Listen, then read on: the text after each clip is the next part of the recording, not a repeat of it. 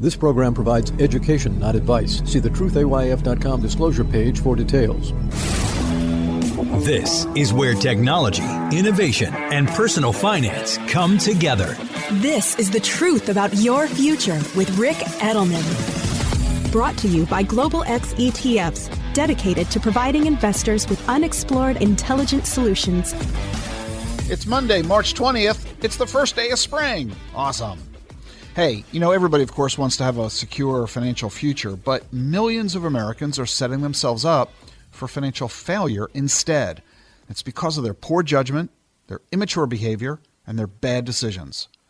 And I might well be talking about your adult children. People in their 30s are piling up massive amounts of debt, a lot of it because they just feel like it. Debt among millennials is now $4 trillion, according to the Federal Reserve. That's 27% higher than 4 years ago. The stimulus checks from COVID, they all stopped in 2021. So has working from home.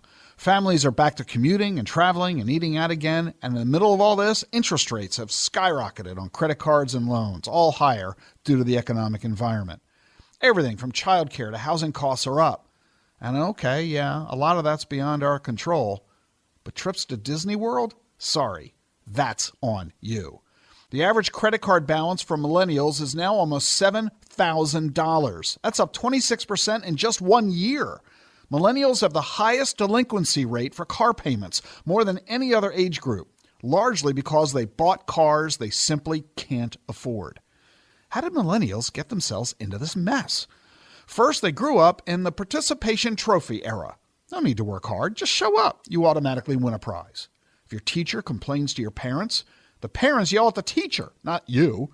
So when a college student asks you for a credit card, they get one, whether they can pay it off or not. Millennials treat credit cards like they're free money. They use them to pay for restaurants, clothes, and vacations. They get the statement, they just pay the minimum.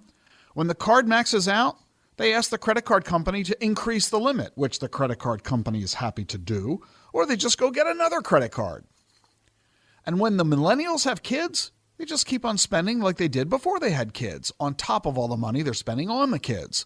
LendingTree says millennials are paying average credit card interest rates of 24%.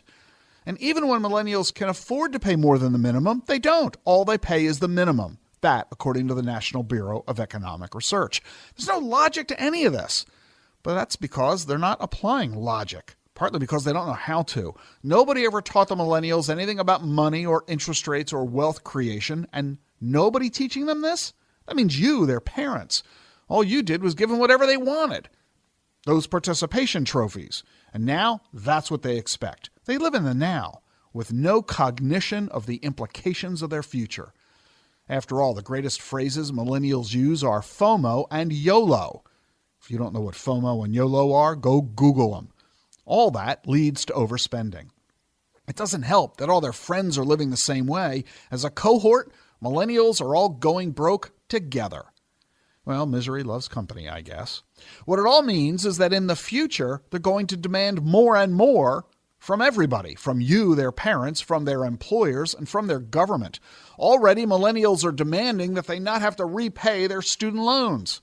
Hey, it's not my fault I have $50,000 in student loan debt, they say. You told me to get the loans, you gave me the loans, and now I don't want to pay back the loans. Boo-hoo. And President Joe Biden is trying hard to give in to them, just like all the millennial parents are doing. Whatever you want, sweetheart, you can have. Even financial advisors are helping millennials hurt themselves. Go look at your IRA account. Even assuming a millennial has one, a lot of advisors are quick to tell their clients that, hey, you don't have to contribute to your 2023 IRA yet. You have until April of 2024. So go ahead, wait, delay, don't invest yet. This lets you off the hook when it comes to saving, but it's hugely bad advice. If you contribute to your IRA on January 1st of each year instead of the following year's April, you'll amass hundreds of thousands of dollars more in retirement without actually saving any additional money, because you're letting the money you are saving grow for a longer period, an extra 15 months for every year's contributions. Hundreds of thousands of dollars just by telling millennials to save now instead of later, or never at all. If we don't start getting our younger generations to spend less and save more starting right now, if we don't get them to start acting like the adults they are, they're going to enter their elder years impoverished and dependent on the government. And since government is code for taxpayers, that means all the rest of us are going to be the ones paying for their lifestyles. It's easy to have a bright financial future. You just have to act like a mature, responsible adult, not a selfish little brat who tosses a fit when they're not given a trophy for just showing up. That's my rant for the day. Happy spring. And if you're listening to me on Apple Podcasts, subscribe and leave a review. I'd love to know what you think about what I just ranted. Here's what Tony Dawson said, one listener. He said, quote, "The excellent content and delivery we've come to expect from Rick, focused on one of the premier investment opportunities of our age, highly recommended." Thanks, Tony. Glad you're enjoying the content. We'll find out if anybody else is. If you want to share your thoughts, just head over to Apple Podcasts, leave me a review. I read them all. Just might read yours on the air.